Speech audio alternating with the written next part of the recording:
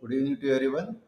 Today we will learn something about the last but one another topic, and we have got only two topics, especially in case of animal nutrition. Number one, the utilization of agro products, and also next the wildlife nutrition. So these are the two chapters, and later we will go to the next session, especially the chapter 4.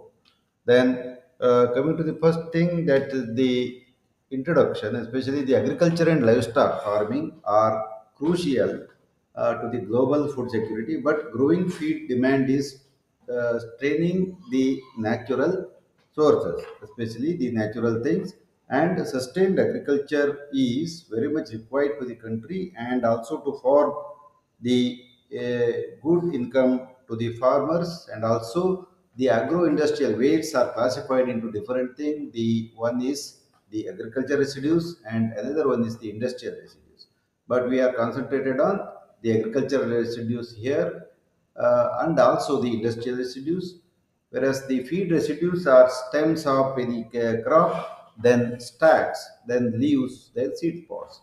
Then apart from this one, we have got the husks, then molasses, then seeds, roots, bagasses. Whereas the industrial waste, like the food industry waste, like the potato chips industry, it is going to use the waste as potato peel, then orange peel, then cassava peel, and groundnut oil cake. Then also the coconut oil cake and the soybean cake are also the few of the other waste of industrial residues. Other than this thing, the brewer's waste is also another thing which is very commonly used nowadays, and one should not use it improperly. Then importance of the agriculture waste as the animal feed is the agriculture waste, so many agriculture waste and also the vegetable waste and dairy and meat industries can be efficiently recycled into the livestock feed, and we can reduce the cost effectiveness of each and every feed. So this is the thing, whereas the vegetable waste in India, coming to a very small statistics, that is in the year 2007, 20 to 21, the agriculture waste of in India was about 32 million tons and 192 billion tons of vegetable waste. So, ultimately resulting in 32 million tons of the waste. And key examples include the baby corn byproducts. So, lot of corn is grown in India, and the baby corn is marketed, and high nutritive value of this product when compared to the maize fodder. Then bottle gourd pulp, it is rich in protein and bioactive compounds, whereas the carrot byproducts. So the carrots are also used as the vegetables, and sometimes they are wasted, and their byproducts can be prepared for the animal feed as an animal feed. Whereas the other things that one we can say is the empty pea pods, which are very rich in case of the proteins. Empty pea, they are very rich in case of proteins, and also these things can be used in animal feeds. Then culled potatoes, when preparing the potato based products like a chips or whatever it may be, finger chips and many more things are there. But while preparing lot of waste products like the peels and the waste cuts of this thing can be very rich in case of starch and digestible and can improve the feed sustainability. Then another thing is the sarsen sag waste. It contains the high protein and ideal for ruminant feed. Whereas the tomato waste is one of the commonly used thing, and tomato juice, tomato ketchup, tomato sauce, tomato jelly, and many more things are there. And while producing this thing, we will get lot of the waste. And also this can be used as the ensiling product. And different waste used as under oversized potato. Suppose we come to the potato fields, so which do not meet the quality standards for the chips or undersized one, so they cannot be used and wasted, and hence these contain the 65 to 75% starch and 0.4% EE, but are low in crowd protein, 9 to 10%, because the especially potato hash waste is a high moisture content, 85%, and contains the byproducts, 70% starch. Hence this can be recommended to the cattle at the rate of 4 to 5 kgs of the potatoes, equivalent to 1 kg of barley or corn. But at the same time, they need to be incorporated in the feed only to the extent of 30%, not more than that. If we exceed this limit, definitely the animal will succumb to the gastric lactic acidosis or rumen acidosis. Hence, we need to restrict the diet to the extent which is it is permissible. Whereas the tomato waste, so this includes culled tomato and tomato pomace. It's called as the TP, and it is recommended to mix wheat, rice, straw, maize flour in the 70 to 30% to inside. So these contain about 19 to 22% crude protein and 11 to 13% either extract. So the tomato potato pomace is good source of lycopene pigment, which is color to the meat and is a known antioxidant, and hence can be used as a natural coloring agent. Hence, this product is very good for the coloring of the meat, etc. So it also contains very low methane production and potential compared to the convenient cakes. Then, apart from this one, the another thing which we can see here is the cauliflower or cabbage waste. Cauliflower or cabbage waste can also be used as the residues. Then they contain 17 to 20% of CP, but have very high moisture content, 86 to 90% cauliflower. And among protein fractions, albumin constituted the major proportion, followed by the gluteins, globulins, and prolamins. In all other, especially the waste.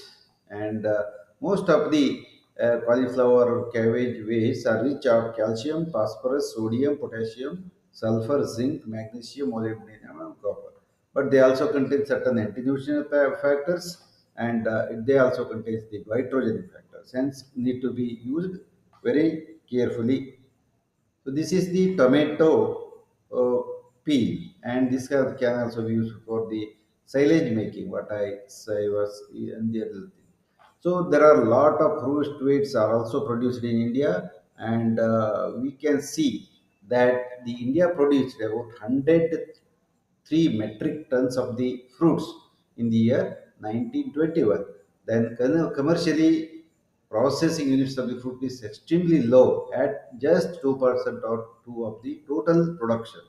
And we are not utilizing the fruits to the highest extent, but being very highly perishable, 60 million tons of the waste are generated in India for fresh fruits and vegetables.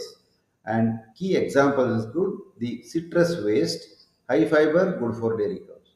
Quinoa waste can replace barley grains in concentrate mixture. Then lot of pineapple waste are being produced, which are very rich in case of the fiber and reduces feed costs. Then also increases the milk production. Then also we can say that the pineapple etc. are grown very commonly in entire Karnataka state, and the waste of this can be used as the feed. Then the citrus waste is about 60 to 65% peel and 30 to 35% internal tissue, and up to 10% seeds are available. So totally 100%. So it contains 5 to 10% of the CP and 6 to 2% of the EE or ether extract, and 10 to 14% of the soluble fiber, that is the pectins, and 54% water soluble sugars and trace elements. And also apart from this one, it contains the very high quantity of the fructose, and it can be used as a cereal substitute in the concentrate diets because of its high organic matter digestibility, 85 to 90%. Because of this thing, it can be used as one of the lactating, one of the feed ingredient of the lactating cows. Then dried citral pulp can replace about 20% concentrate in lactating dairy cattle, up to 20% only, not more than that, or else it may also cause the acidity. Then apart from this one, the pineapple waste, very commonly it is generated in India to the highest extent, and it is 30 to 35% of the fresh fruit weight. And another waste product is the pineapple bran, which is the solid residue obtained after pressing the macerated skins and the crowns. Then so this can be ensilade also, whereas the pineapple waste contain 4 to 8% of the CP, 60 to 70% of the fiber, 40 to 75% of the soluble sugars, as the effect is, but it is relatively poor in minerals. So this can be mixed with the hay, wilted grass or rice straw only to the extent of less than 20%, not more than that. So aqua sector, especially the marine and the sweet water aqua sector, it's a fish production during the 2021 is estimated to be 50 million tons. Hence, fish producing and domestic fish market is going to generate about 30 to 55% of the total waste. So average waste production in fish industry is in the 3 million tons, which is equivalent to 21% of the total fish production. It means suppose there is 100% 1 ton fish is produced, then 21% is wasted. Then this contains the important materials like chitin, collagen, keratin, polyunsaturated fatty acids (PUFA) and proteolytic enzymes, chitinolytic and collagenolatic enzymes. So as well as the carboxypeptidase enzymes. Then waste from the meat producing industry. This is also another industry where a lot of waste is produced.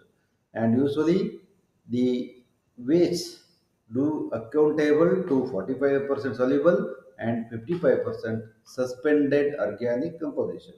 So the blood has a very high concentration, chemical concentration, demand of about 3,75% milligram, 3.75 thousand milligram per liter. Blood has very high chemical oxygen demand, or it's called as the COD. It contains good amount of the protein, has 17%, and has a perfect amino acid balance, and can be used in different feed units, especially to the poultry is concerned. So the benefits of using agricultural waste is number one, they are economically they are very cheap and low feed costs make them, and they are all the waste products of the human food, and they will not compete for the human food. And environmental sustainability is also is important. This reduces the landfill usage and pollution. Then apart from this one, the third benefit is the nutritional benefit. With high protein, fiber and bioactive compounds are also there in the agricultural waste. Then there are certain challenges in using the agricultural waste because high moisture content, prone to spoilage, and immediate processing is required. Whereas the nutrition variability difference in the the composition require careful, especially careful. So, coming to the contaminants, regular testing is required, and hence it also requires the huge resources of the laboratory and also sometimes the manpower, etc. Hence, one need to think about twice about this thing. And technological solution, ensiling and drainage can also be made and preserves high moisture waste.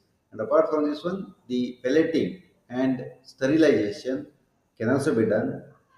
Then easier to handle and ensures feed technology, new feed technology can also be made. And shedding and agriculture waste. So the machinery developed for pelleting agriculture waste is also handling shedding agriculture waste. Then future strategies are policy support is very much required, incentives for recycling waste into animal feed. Then apart from this one, infrastructure, develop collection, then processing and distribution system is always required. and consumer awareness program need to be created very properly. Then encourage the adoption of waste, and especially we have seen that in Haryana, etc., they are putting fire to the agriculture waste, which is not at all being used for the either for the animal feed or it is cannot be used for the human food. Hence, the agriculture waste they can also be used as unconventional feed source. Means apart from the unconventional sources like the rice straw, then the polished rice bone, broken rice, and many more things. Then broken rice. Already we have discussed this is the unconventional feed source. Then the stalk of the maize, the husks and cobs can also be used as the waste of the agriculture, especially the sugarcane bagasse. Then molasses are very popularly used unconventional animal feeds, and now it is very well established about the sugarcane bagasse. So after the sugarcane bagasse can be extracted after the sugarcane juice is taken out, and it has got some nutritional activity, but digestibility is somewhat less.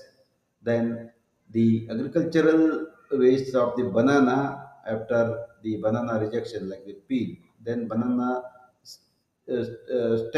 steam can also be used as the alternative source of the feed, but it contains very low nutritional quality.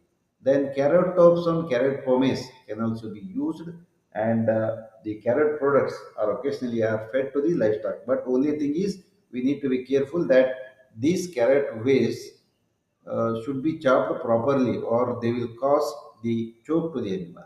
Hence, uh, the carrot tops need to be properly used. Then the the conclusion of this thing is using agricultural waste as animal feed offers benefits in cost savings, sustainability, and livestock health. And it reduces the environmental impact and supports the sustainability of the agriculture and increases the farmers' income. Hence, one can be this can be propagated, especially in case of the cattle feed industry, and we can also propagate the waste of agriculture to be used as alternative to the protein animal feed. So this is the especially the last but one topic, and we will go to the next topic as early as possible. Thanks